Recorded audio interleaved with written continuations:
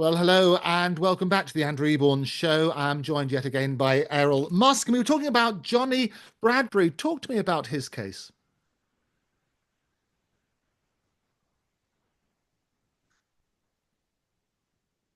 Sorry? Oh, sorry. Let us bring us back. Here we are. Okay. Well, hello and a warm welcome back to the Andrew Eborn Show. Delighted to be joined yet again by Errol Musk. We were talking about the case of Johnny Bradbury, and talk to me a bit more about his case. What was the background to it? Well, he was sent to South Africa by the London Mafia, sort of thing, gangs or something, I suppose, of those days. It would have been in the 60s, to kill somebody here. And he came and he killed this man, shot him in the doorway of his house. He was an accountant of some kind. And he was caught. And he was the triggerman, and he was sentenced to death. And the other man was given a long sentence. But in due course, Bradbury, for some reason, was given his death sentence was commuted. Now, I worked in that prison. I actually, was right with all the. I was able to deal with. I was there with all the things. The death penalty, the death chamber. I was the consulting chair. Anyway, so I met him because I would go often into the prisons over the period of 19 years that I was a consultant to the prisons, and I, knew him. He was rather nice. A nice man. When I met him in the prison, he was very helpful to me because I would inevitably get a team of prisoners who were somewhat technically qualified to assist me with whatever we were doing. Sometimes, redoing the kitchens or redoing the laundries or whatever. And he was very helpful. And in due course, time went by, and I lost touch. I didn't go to that particular prison again. And one day I walked into the Jaguar franchise in the capital city in South Africa, Pretoria, and to buy my wife an XJ6, which had just come out at that time, a fantastic vehicle. And who should be sitting in the manager's chair of the Jaguar exchange, of the Jaguar outlet, but Johnny Bradbury. And I saw him, he saw me. He was a lovely looking Englishman, a real Englishman, chubby red cheeks and all that sort of stuff, And he got up. He was wearing a tie, of course. He didn't have a jacket on, but he was a tie and shirt and everything. He looked very smart. And he was, when he saw me, he didn't know whether he should run away or what, because he was now the manager of the what do they call it, the outlet or something. Right. Anyway, so he was of the branch, and of course he soon overcame his surprise. And Errol, he said, Errol, Mr. Musk, he's older than me, of course. And Johnny, I said, and you're the manager here? Yes, I'm the manager, and all that sort of stuff. And he'd really changed his whole life, and he settled in South Africa. You see, he stayed here and settled on his life in South Africa. And so, one didn't rush off to all the other people there and say, do you know who this man is? One didn't do that. You accept him for the person he had become.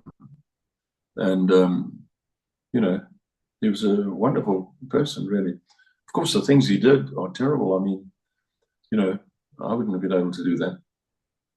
Yeah. Yeah. And I think, and it was going back to the point about, people forgiving what people say or people do, or moving on, say that was the past, this is now. And we were talking about, transgender, and you were talking about obviously your granddaughter now called Vivian Wilson, and the strained relationship with her and Elon, and some of the things that she's been saying publicly about you as well. In terms of trying to build the bridge, is that what you're saying? Is that, look, we forgive whatever statements we might have made. We want to have understanding and respect. What's the message you want to give to Vivian Wilson? It's a very difficult subject. And one of the things that happened to me in my life is I married a woman, my second wife, essentially, where you could really call it a marriage. I had a short in-between marriage between that. But in fact, my second real fully blown marriage was to a woman who had 3 children, and I raised them. The youngest was born in the year that I met her. I met him when he was 3 months old, and I raised him. He in fact lived with me, and when he was older, when his mother and I separated, amiably separated, he came and stayed with me. He chose to live with me, and he would go to his mother for holidays. And when he was 16, he went to stay with her, and she was somewhat easy with him, and she had a small vehicle, and she let him use the vehicle. And immediately I heard this, I rushed over to the town in which she was living to tell her that you can't do this. He can't use this car. He's too young. He has no license. He can't drive this car. And her answer to me, very nice, she wasn't thinking properly. She said, well, I can't drive him everywhere. He wants to go to places all the time, and I can't, it's difficult. So I said, well, you would take the keys away from him. Anyway, he was killed 6 days later in the car, and driving the car at 150 into a wall or something, or into a culvert. And how do you explain that to people who've never experienced that? You can't go to a counselor and say, help me through this, because you have to ask the counselor, when did you lose your son? And if the counselor says, oh, I never lost a son, you're wasting your time with that counselor. You know what I mean? They don't understand what you have no idea what you're talking about. Mm-hmm. So something like that it's like it never ends. It's forever in your head. Every day is the same as the first day it happened, if you understand. And you speak to anybody who's had a child that's happened to, and please God, unfortunately it happens, they will tell you the same. So you can't talk to people about something that they cannot conceivably understand, you see, unless they experience it. And then again, so now you look at this transgender stuff. It's heavy stuff. It's not funny at all. And if you were to pitch at your parents' home yourself and say that all these years, and you look pretty young to me, I'm sure your parents are still alive. And if you were to pitch in a dress and your hair done and everything and makeup and everything, lipstick and so forth, and tell them that you've become a woman, I don't think your parents would find it very easy to handle. They would really, find it difficult, or they would not be able to handle it. They would imagine, or it's just some kind of joke, or what are you doing here? You know what? This is not. It's not a light-hearted thing. It's not something you say, oh yes. Even though Obama and his government have been trying to push it on everybody for the last 10 years as being a completely normal thing, it's not that normal, if you know what I mean. And so the loss of a child, as I use that as an example, is something that you can't talk to somebody about if you haven't experienced it. Right. And this kind of thing also, it's very difficult to talk to somebody about it if they haven't experienced it. Yeah. And I mean, you're absolutely, you've been you're right on the thing that you need to experience the tragedy, if you like, of the loss of a child in order to comfort somebody about that sort of side. And you yourself have helped other people through grief and grief counselling. A lot of people used to come to you. Yeah. We've discussed that. It's slightly. I mean, you're right. Unless you've got a child who's trans and feels that way, it's difficult to understand that. What we're trying to do nowadays is say, look, is there a greater understanding of the difficulty that people go through? Is there a greater sort of support mechanism for people who do think they're in the wrong body effectively? And trying to get that sort of understanding in the same way as there are greater understandings about things like autism and so on and so forth. And Elon had those difficulties growing up. Do you think people are getting more tolerant or more understanding, or are we going too far? Well, I would say simply because you asked me about Michelle Obama as though it's important. If it's not important and people are getting more understanding, as you seem to sort of suggest you'd like to see, then why is it such an issue? Yeah. The fact is that people are not getting more understanding, and people are not starting to say it's okay. And no, people are not changing. People are not. And Donald Trump took it by the bull by the horns 3 or 4 weeks ago, and said there are two genders, not 72 genders. Yes. There are two genders, and this is in the face of an onslaught in which I would imagine hundreds of millions of pounds have been thrown at this argument that it's completely all right to be transgender, and everybody can be transgender, and everybody can be whatever they like, or whatever it is. And hundreds and hundreds, maybe billions, have been thrown at this idea over the last 10 years that we must all sort of agree to this. Although I would say the majority of people had it thrown at him by a few people who feel like this. And then it hasn't worked. It hasn't worked for the simple reason that it's still an issue to ask me why I might have said something about Michelle Obama. But I guess, fact, I mean, well, there's two things. I guess there's two things, Errol, isn't there? There's one thing about the transgender debate. Then there's the other of saying that somebody's transgender when the others would say the evidence suggests that they're not. It's not to take away from the transgender debate, but to suggest that Michelle Obama is in fact a man, which, as I say, a number of people have debunked that. It's a different issue, isn't it? There's so much. There's so much information out there. There's so much news on this particular topic that we've just been talking about, that it's almost hard to believe that there are people who have not heard this topic, have not heard this. There's so much information out there that, anyone who, I don't even read the magazines and stuff. I hardly watch television shows, and yet I know about these things. And usually when I've mentioned it to people, they talk to me as though, oh, didn't you know? Or, oh, you only found out now? That's what I get, because I'm certainly not on top of the everything. I'm more like behind, news events and so. But what I'm trying to say is, I understand the point you made, whether it is or whether it isn't.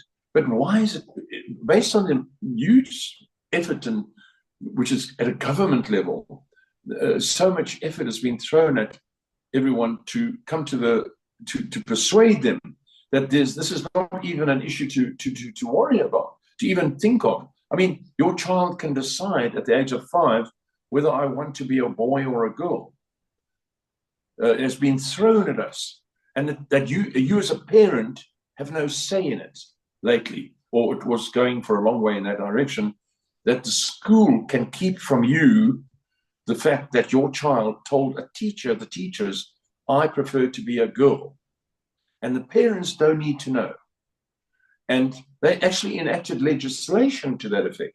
And then they can take this child and change the child into a new sex, simply on the basis that the 5-year-old or 6-year-old said, yes, I think I'd like to be a girl or a boy, or the opposite of what I am. And I agree with you totally. At that age, people want to dress up. They want to dress up in different things. Doesn't mean they want to be somebody else. It means they're just dressing up and fantasizing about a new life. They want to be a dinosaur. They want to be an astronaut. They want to be a train driver. Yes. No, those kind of things are very, very common, normal. What I've seen with the many children I've had is that their sexuality is evident almost immediately. I mean, by the time their sexuality of all the children I've had and grandchildren that I've seen a lot of, their sexuality is so evident that it stares at you in the face. There's no child that I've ever seen that seems to be in doubt as to whether they're a boy or a girl.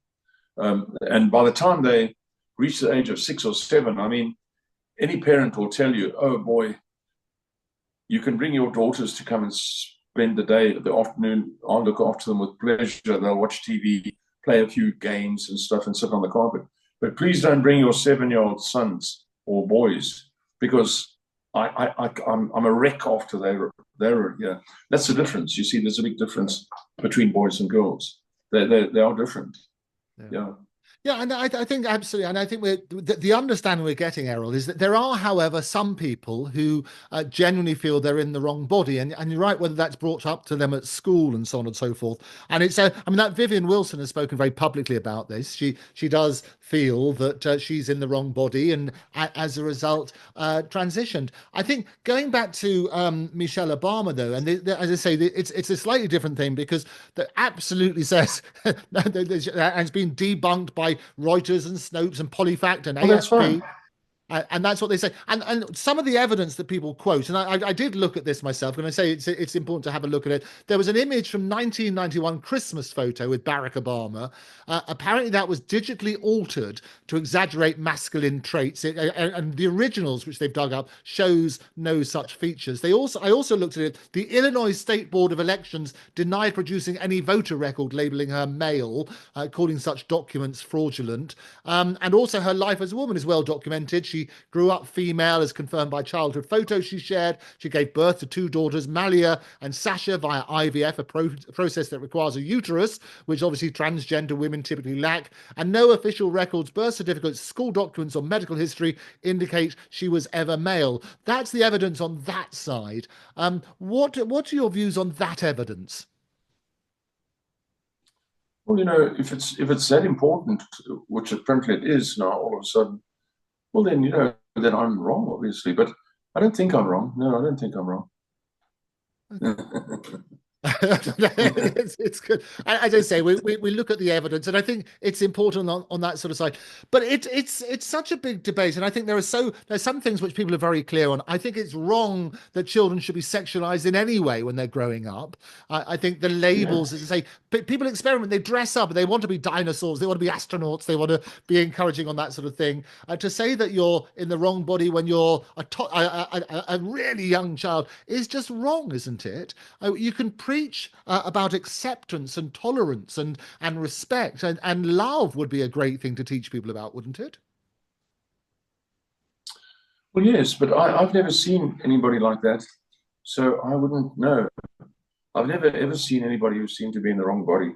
I have seen boys who had very little, had sort of homosexual tendencies.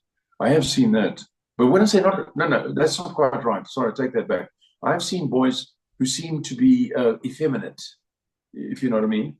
Effeminate, have effeminate behavior. And I have seen that. And they like to be ballet dancers and stuff like that.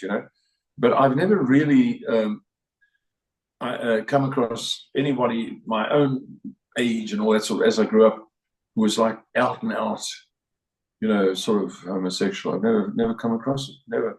And, I was in the military for a long time. I was 11 years in the military, off and on with the citizen force, and I rose from the bottom to the top. So I was the OC at the end, CO, or what do you want to call it, and of 800 men. So I would have noticed, things like that, and boys themselves noticed. So I've seen very little of it, very, very little of it, And of course, I've met at socials and things men who I'm told live together occasionally. They've always been very arty sort of people and very entertaining sort of people, interesting people, well dressed, that sort of thing. I've never ever let it just interfere with my life, And I did once meet a man who was a very senior bank manager. He was quite a bit older than me. He was 20 years older than me. And he was a very senior bank manager of one of the big banks. And he had a family of 3 children. And he approached me and told me that, in fact, he is homosexual. And, wondered if I might also be, which I said, no, I'm not. But we maintained a very close friendship. He was a wonderful man, incredibly talented man. And so, there are these sort of aspects to our lives. And I would say we do our best to accept them. As I said earlier, in my parents' time and in my, at least a third of my life, homosexuality was considered criminal. So you can't just forget about that. They were. You can't say, well, the people before us were dopes. You know, all the judges and all the learned people of the world were dopes, and they made homosexuality a criminal thing because they were dumb. No, they must have been pretty smart people. And then, of course, so they had these rules, and we sort of changed those rules, or the rules got changed. So, but most of the time, the rules have been the other way around, what they are now. And then certainly, if you go to the Muslim countries and places that I've just been a week, 5 days in Dubai and UAE and so on. Last week, they don't tolerate homosexuality at all, not at all. It's not even remotely tolerated. So, you know, it's viewed in the very worst light. I mean, you know, in some of these places, they kill you. You know. Oh no, it's still illegal in some countries. Do you think it should be criminalized again then? No, definitely not. No, absolutely not.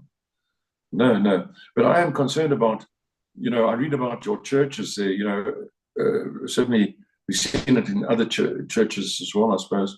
But you read about these things that happen in your churches there. Recently, the Canterbury Cathedral preacher had to resign because of his, you know, the things he was doing and had been doing. And you read about them, you know, doing this kind of thing. You know, we all have all the choir boy jokes. You know, there's a lot of guys, you go into a pub, they've got them all listed on their arm. You know, all their choir boy jokes. And you know, yeah, it's a bit sad. It's a bit sad, that kind of thing, really.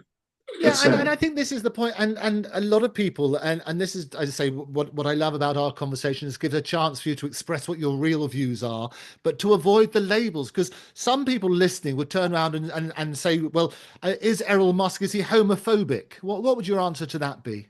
No, not at all. No.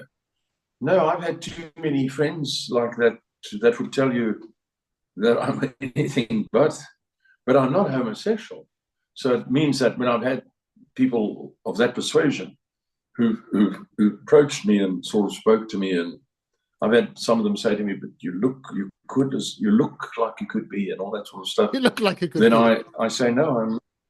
I say thanks, because they're usually quite good-looking people. Right. So I say, you know, thanks, but no, I'm not. And so no. I don't know what the answer to that is. I mean, if I knew the answer to that, I mean, there's the answer to the even bigger question, and that is, you know, the relationships that men and women have. I mean, that would fill, you know, 150 volumes of the Oxford Dictionary times 10, you know, Yes. trying to solve that one, you know. So no, it's a deep pool. Well, And I mean, there's no bottom, in answer there's no to sides. Elon's thing, men are from Mars and women from Venus. That's what they say, and he's going to make sure we have that sort of side. But there will be people watching this, Yes. and the feedback that we get to our chats is great, because you help a lot of people, because you're very open, and you're a great raconteur, and you don't mind sharing the difficulties that you've had and how you've overcome them. People learn that sort of thing. For people who have No. a trans person in their family, in the same way as you got Vivian Jenner Wilson, what would you say to them? What advice would you give as to how to maintain a relationship, how to repair a relationship, how you would approach it? What advice would you give to people? Well, I'd say, first of all, you can't walk away from it. You must try and walk towards it, and you must try and deal with it, and try and understand the person, the people involved. You know, it's not only about things like that. We have people in our families or our friends who may have committed really heinous crimes, you know, and so on. And you have to try and accept them.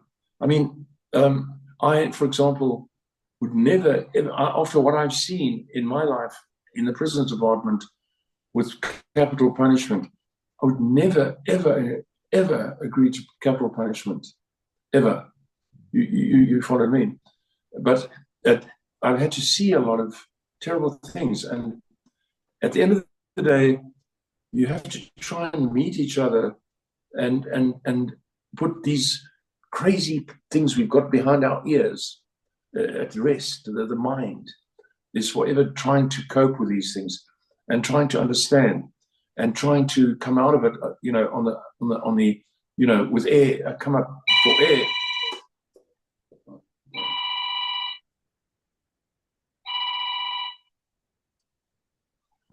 So try and come up for air. And so all I can say is you have to walk towards it. You have to deal with it. You can't leave it. You have to deal with it. You have to communicate. You have to be with that person. Again. This is that person trying to get hold of you. I work on that basis. It's got to. They want to go on air. It's another crowd. Oh no, you're very, very popular. And then, but it's very helpful, Errol, looking at that sort of side. As say, you've got that sort of principle where you've got, as I say, Vivian Jenner Wilson. And when was the last conversation you had with Vivian? Did you remember that conversation? I do remember. I do. Just give me a minute. That's okay. Sorry. That's okay. We can look at that because, as you say, that a lot of things have been said very. As long as you can get this out. Yes, I do remember that conversation. The last conversation I had with him was about a toy game that he had, and he was about let's see, he would have been about 15, and he was a very, very nice-looking boy, actually a rather good-looking boy, very what I would call very blonde-haired, Germanic, good-looking, a very nice boy, and he had some sort of game that he had, electronic sort of game. And I played with him for a while with it at Elon's home. And, but that's a long time ago. That would be like nearly 10 years ago. So, well, 15 is now, Vivian, I think, is 21 now, isn't she? Yeah, something like that. Yeah. And so all I can say is that in order to deal with things like that, you can't walk away from them. You have to find it in yourself to walk towards the thing, if you know what I mean, and deal with it, and that's very hard. If you know what I mean, running away doesn't help anybody. Yeah. So you have to try and work through it. You have to see, and it's very strange how people are.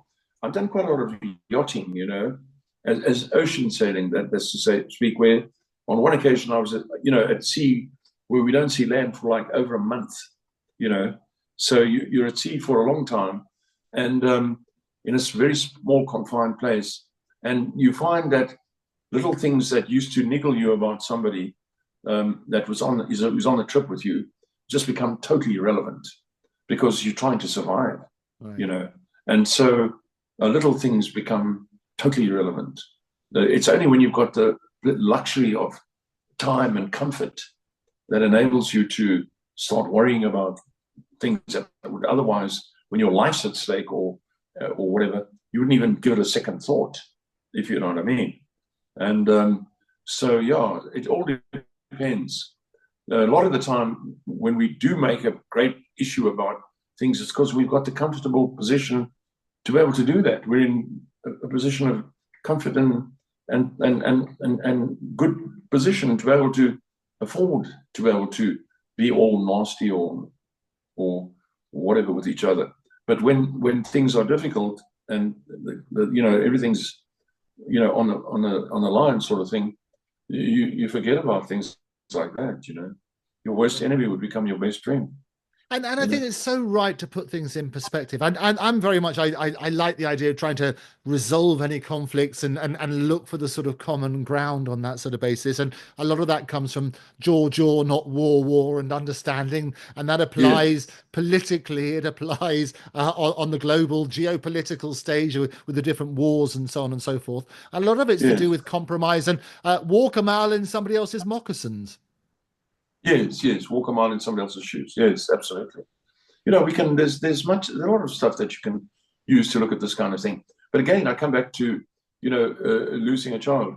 The losing a child is like this. The day it happens is the same day today, as it was 20 years ago. It's not like I'm better now. It's okay today, and wasn't when it's the same every single day for the rest of your life. And I mean, and Elon's obviously, well, publicly still got a strained relationship with Vivian Jenner Wilson. What would you say to him about repairing that relationship? Well, you must be kind and say, I want to see you and spend time with you. I want to see how you are and all that kind of stuff. That's what I would say. You know, and help me. I'm trying to deal with it. I'm trying my best to deal with it myself. Please understand with with your what you're doing and everything. It's not easy, and please try and understand. It must not be difficult. It must be difficult for you as well, but it's also difficult for me. So let's understand that it's difficult for both of us. So surely, you know, let's try, and see where we get, and of course it will come out. It will come right if you do it like that. It will come right, and you'll move on. And I assume you're in the same position as you say. It's been a number of years since you've spoken with Vivian. That would be your message to Vivian as well, would it? Yes, of course, absolutely. You know, So don't expect too much from either side. I mean, don't Vivian should not expect too much from Elon, and Elon should not expect too much from Vivian. I mean, have some leeway. Give people a chance. It's not easy. It's one of the most serious. It's a serious thing. It's not simple. If I simply talk about the people who had children young men, they discovered who were homosexual in their later teenage years. We knew they were. Everybody else knew they were homosexual. The parents didn't know, and so you have to give them a chance to try and work through it. And the result is later on. I think of the woman whose young boy who now lives apparently with another man in Italy, and they are clothing designers. And the last time I saw her, she's off to go and visit him and his friend, his boyfriend or whatever it is. And so she's sort of come to terms with it, you see.